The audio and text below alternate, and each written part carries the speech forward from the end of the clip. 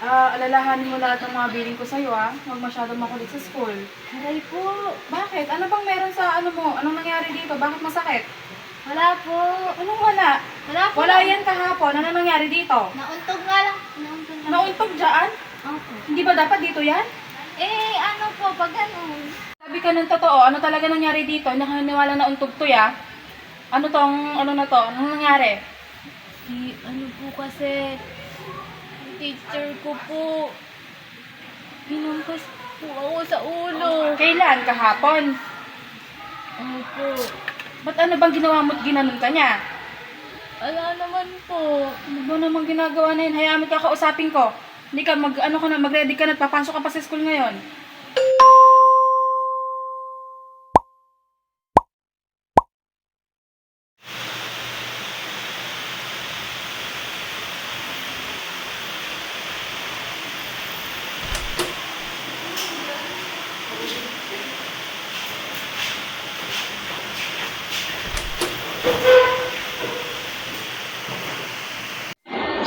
So sa ngayon po, ang pinaka-target ng ating budget, yung mga pinag-ambagan natin during previous meeting is bumili ng 37 na electric fan para hindi na mayanita ng mga estudyante natin.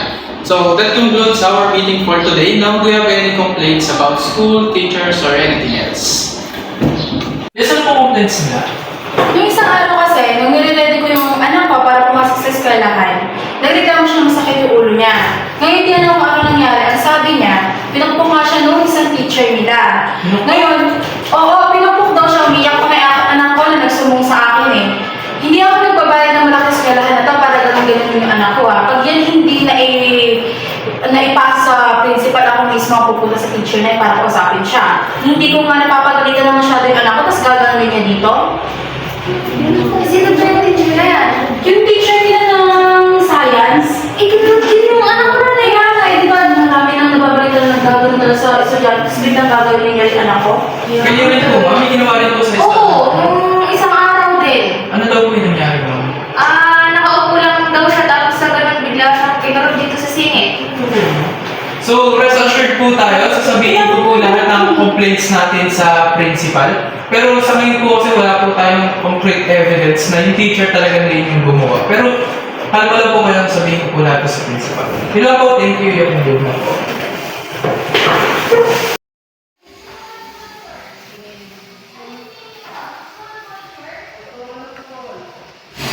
Principal, nakakaganap ko lang ng PTA meeting eh. Ang dami nagre-reklamong mga nanay sa isa kong teacher.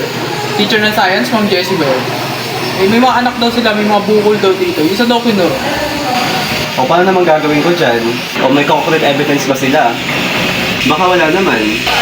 Yun nga sabi ko sa kanila, baka wala naman silang ebidensya talaga na ginawa ng teacher yun. Mali mo kasi naglalaro-laro yung mga bata tapos nasaktan nila yung isa't isa, di ba? Pero sige, kausapin ko din si Ma'am Jessie. Gawin natin ng paraan. Ano tayo? Sige para. Itahan pa siya.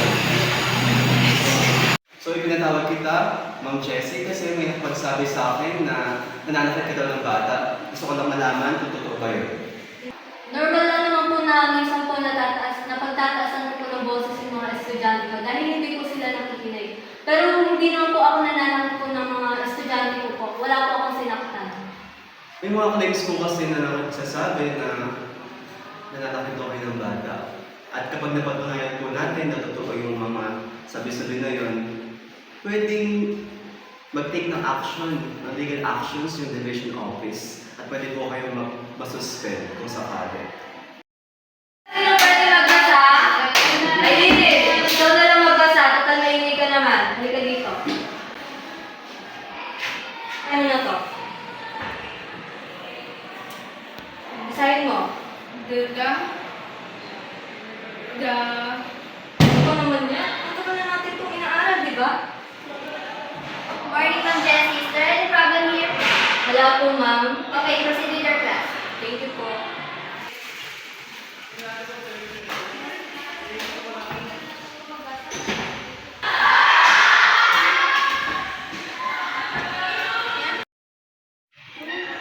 Bakit na? Magkano teacher mo? Basta nakita ka Kasi sa'yo. ba, di ba? Ilan na? Mars, Mars, anong problema dyan? Ba't ayaw pumasok? Ewan ko ba, Mars? Ano, bakit ba kasi? Ano na? Ay, di ba kinukwento mo nung nakaraan? Kahapon? Kaya ayaw mo rin pumasok. Kaya inatid ko rin siya ngayon. Kasi ayaw din pumasok. May kinukwento na nangyari sa classroom kahapon. Ano daw? Ano ba nangyari sa inyo kahapon? Ano ba? Sabihin mo, magsabi na naman dalawa. Ano nangyari? Ano ba kasing nangyari? Sabihin mo nga. Yung isa po sa namin teacher eh. Bakit? Tinuturuan niya po ako magbasa. Oh, tapos? Kasi hindi po ako nakakabasa.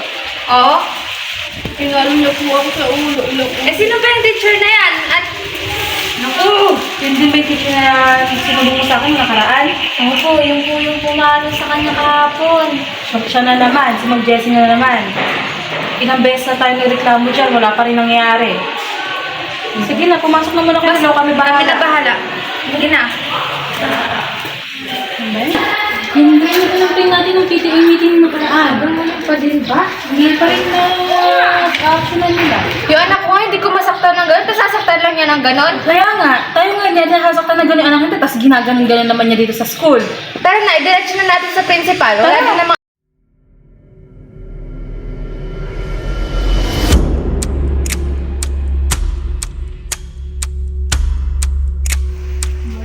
Tuloy kayo na sa ano yun? O ano po sa ating mga mamis? Meron po sana kaming concern na gusto i-complain sa inyo regarding sa attitude ng isa sa mga teacher niyo po. Sino po teacher yun?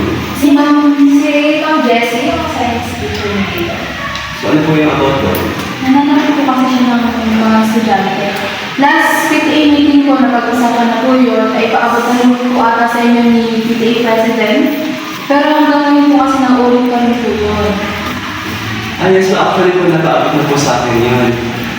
But wala pa tayong concrete evidence pa para po matake na legal actions yung mga ginawa po ng Ma'am Jessie. Kung sakali. paano mo sinasabi sa akin naman? Excuse me po, Mr. Principal. Sige, pasok. So, good morning, Mr. Principal. Ano yan? So, meron kasi ako napansin sa mga teachers natin, especially kay Ma'am Jessie. So, napadaan ako sa classroom niya, meron akong napansin concerning talaga na actions na ginagawa ni Ma'am Jessie. So, meron ako ditong evidence na ginagawa ni Ma'am Jessie dun sa mga kanyang estudyante. Yan. Now that we have evidences, Ma'am Lian, please call Ma'am Jessie, okay? Okay, Mr. Principal. Okay, thank you. Ay, yung teacher niyo. Kaya nga. Pasok, Ma'am Jessie.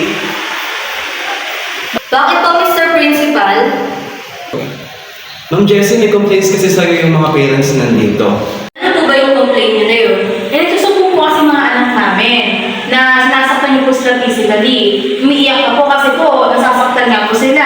May nakikita po kami mga bukol, minsan po pasa. Eh, hindi ko naman po sila sinasaktan. Natural lang po yun na ganun po yung magiging action ko kasi po ang kukulit po ng mga anak niyo. Natural po na sinasaktan niyo ng physical. Nagtatrabaho kami ng maayos, nagkakatiwala namin sa'yo. Yung mga anak namin, tapos ganito yung malalaman namin na ginagawa niyo sa kanila. Hindi ko nga po sila sinaktan. Wala po akong sinasaktan na kasi. Sinasabi niyo po ba na nagsisinungaling po yung mga anak namin? Hindi ko nga po sinaktan yung mga anak niyo.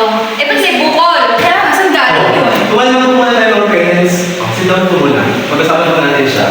Parents, since nasabi niyo na po yung mga complaints ninyo kay Ma'am Jessie, pwede na po muna kayong lumabas at magtatalk po kami Ma'am Jessie. Sige po. Salamat po. Sigurado niyo po sana na may mangyari na po action sa ngayon. Okay, well, assure that po. Thank you po. Okay, Ma'am Jessie, please sit down. Mag-usap po tayo. Ma'am Jessie, first of all, may mga evidence na po tayo from parents. So, gusto ko po ulit kayo tanungin. Totoo po ba talaga na ginawa niyo po yung pananakit sa mga bata? Opo, totoo po yun. Pero nadala lang naman po kasi ko ng emosyon ko. Kasi po, sobrang kukulit po talaga ng mga bata na yun eh. Kaya po nasaktan ko po sila. Eh, Ma'am Jessie, as a parent, hindi ba gugustuhin na mangyari yung pananakit na yun sa sarili mong anak? So, dahil marami na tayong mga cases na mga nagreklamo, kailangan na natin mag-take na legal actions. Ano po yung legal action po niyo? Ma'am Jessie, pwede po kayo matanggal ng lisensya or masuspende sa pagtuturo. Pwede po bang ipapaliban po muna? Hindi ko naman na po uulitin yun eh, Mr. Pasensya na po, Ma'am Jessie.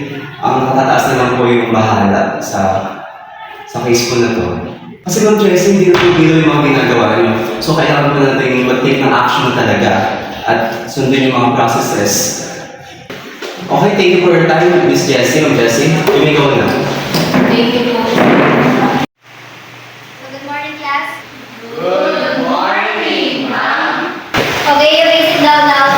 So ako muna yung mag-teacher na for science. Mabuti yung ginawa niyong pag-complain sa mga parents niyo para naman masabi din natin sa nakakataas kung ano yung dapat na actions. And especially thanks sa ating principal na ginawa yung process, yung tamang process para ma-address yung mga complaints natin dito. So yun, thank you sa inyo lahat.